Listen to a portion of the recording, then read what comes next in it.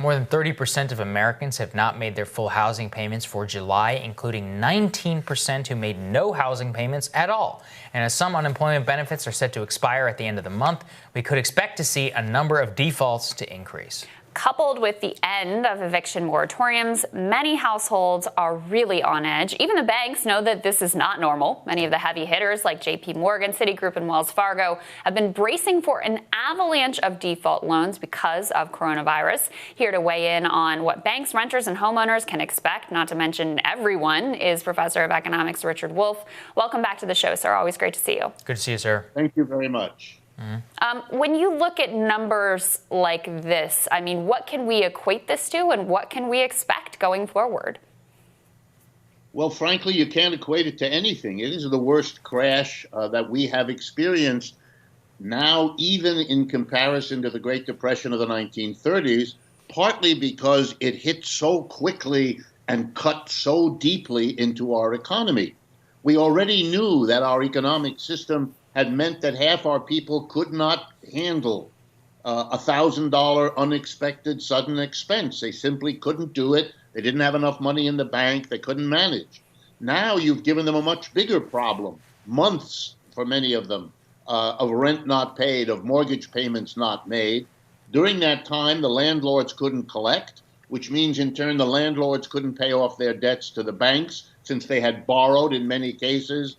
And this is true, by the way, for commercial rents just as much, if not more, than for residential rents. So, yes, an avalanche is coming, but it is also a sign, and this is the key point, of a breakdown in our normal capitalist relationships. Tenants cannot pay their rent. Landlords cannot pay off their debts. Everybody is gearing up to go into court, organizing their lawyers to file thousands of lawsuits. We're looking at months, if not years, of crushing litigation, which is also an expense which people will not be able to carry. It is a tsunami in economic terms.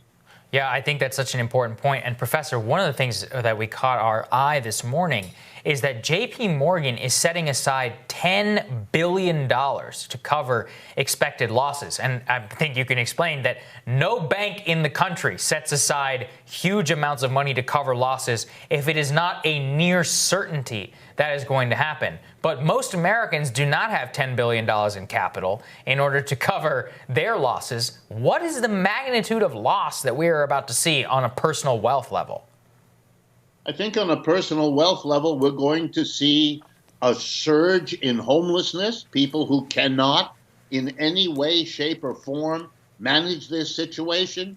If you are evicted, you can't cover the cost of a lawyer to protect you against this eviction, especially because the lawyer may not be able to prevail against the kind of legal heavy hitting that banks can afford, that large landlords can afford. We're going to have this spectacle on top of all of everything else happening to us of that American situation in which we have homeless people sitting on the curb across the street from unoccupied apartments and homes. And that does not become a sustainable situation like so many other things are becoming unsustainable. Professor, I mean, I look at it the same way that you do. It's like an avalanche is coming. We cover these numbers every day. 40% of child care centers say that they are going to have to permanently close their doors. Small business closures are not declining. They are actually accelerating. Third of homeowners unable to make their payments, unable to make their rent. Week after week, millions more people filing for unemployment. And yet there seems to be this total disconnect, both from the stock market, but that is just like a representation of elites in America where either they feel that it's not going to affect them whatsoever or they're unable to see what's going on. It makes me feel like, am I crazy? Are they crazy? Just speak to that complete disconnect that we're all witnessing, which is incredibly disorienting. Well, it's partly a reality and partly a kind of economic card game. Here's the reality.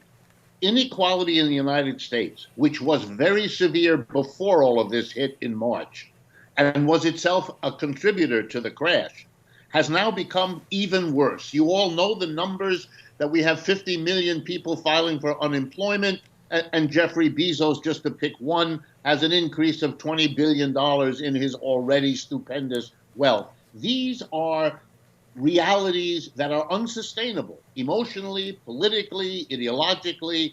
Everything will crumble in the face of this harsh reality. Number two, we have something which psychologists call mass denial. The people at the top seem to imagine, wrongly, historically proven over and over again, that somehow the mass of people can be plunged into really abject suffering and it will not somehow come back to bother them. They are in for a rude shock. Finally, the stock market.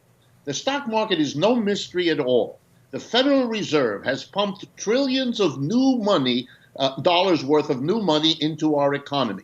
That new money is not going to hire people or to produce more goods or to expand enterprises because we have a crashed economy. The folks out there can't buy what we would produce now normally, let alone if we increase. So where does the money go? Answer, into the stock market. The people who get it, the banks, the large corporations, the wealthy, take the new money, buy shares of stock, bid them up, and so you get this disconnect, as you rightly put it, that is, as I want to stress, historic evidence proves over and over again, this cannot persist, especially in a country like ours that for the previous century prided itself on creating a large middle class. Mm-hmm. And Professor, let's lay this out for the audience. What do the tipping points look like? Because I feel like, we're always like, oh, it's about to come, it's about to come. When are we going to know that things are on a slide downward? Or are we already there? We just can't see it. We're already on the slide downward. We don't want to face it, but it's all around us. That's why we're talking about a tsunami of evictions coming on top of the catastrophe we're already going through. And while I don't believe we can get away with blaming Mr. Trump, he certainly carries a good portion of the blame, but this is a systemic problem that has been building a long time. That's why people don't have the savings to get through this situation. That's why they're laboring under unprecedented debt. So, yeah, it'll be lots of little things, each one adding up. But at some point, and I can't predict it any better than anyone else, it will be one too many, and then we'll see it in a way that no one will be able to deny. And when you say these conditions cannot persist, looking throughout history, what does that mean?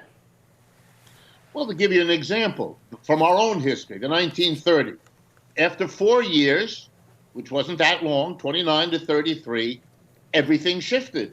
A center-of-the-road Democrat, Franklin Roosevelt, came into office, and suddenly, to the surprise of everyone, we had a tsunami of demands from below. We had a labor union movement, the likes of which we had never seen.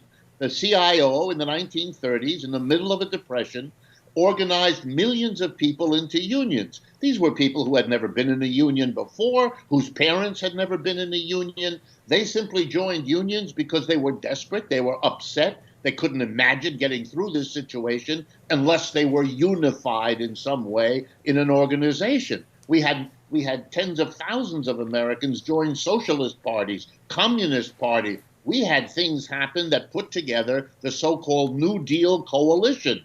And they went to the government and they said, you better do something to help the mass of people through this unprecedented catastrophe. And Franklin Roosevelt, the president at the time, literally the opposite of a Mr. Trump, he heard them. And he understood politically that they had millions of people with them.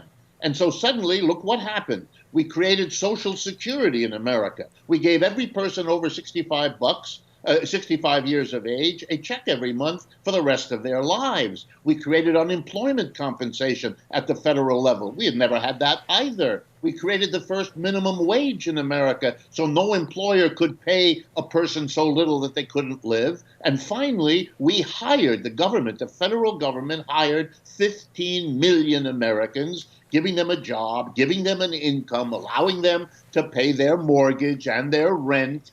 These were unheard of things then, and they were revolutionary in their way. And I suspect we are going to see pretty soon something similar. It'll have its own historic moment and its special forms. But basically, we're going to see something like that And when you see that happen, watch out. We're going to have big changes in this country, just like the ones in the 1930s changed our history after that. So, Professor, that's sort of the hopeful scenario. I think most people would see that as a hopeful direction, that you're going to have more worker power, you're going to have a new, renewed safety net, that people are going to come together to forge a better future for the country and rethink the basic economic bargain that we have today. But there's another uglier potential path that is what scares me here as well. I mean, do you agree with that, first of all? And if so, could you sketch out some of that side of the coin? Absolutely. You never have the opportunity for the good news without also the risk of the bad, and vice versa. I mean, for good or for bad, these things come together. Yes, we could have the alternative. We could see a government like Mr. Trump's, they would certainly be capable of it, responding to an upswing from below of demands of the sort that we had in the 1930s. And you could have a response to that by ratcheting up scapegoating, looking for immigrants or foreigners or Lord knows who they'll come up with as a person or group or community to target with the blame, hoping to deflect people's genuine and justified upset onto an absurd target. Mr. Trump has already been doing that. He's tried it with immigrants. He now attacks the Chinese, whoever he can think of that will draw people's anger away from himself and onto something else. Can that happen? Yes. In Germany, which was in many ways the most progressive of the capitalist countries in the 1920s, it went extremely the other way into Hitler and Nazism as a consequence of the crash of 1929. Can that happen in the United States? Of course it can. The forces are here that push in that direction. That will be the struggle. Indeed, that already is visible in its embryo with Mr. Trump on the right and Bernie Sanders on the left. And that struggle isn't over. We're at the early stages of that conflict. Well, some very grim words there. Thank you, Professor. Appreciate it. Great to have you, Professor. Thank you.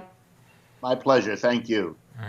Next on Rising, Trump campaign senior communications director. He responds to new polling that says Texas is a 2020 swing state. That when Rising continues.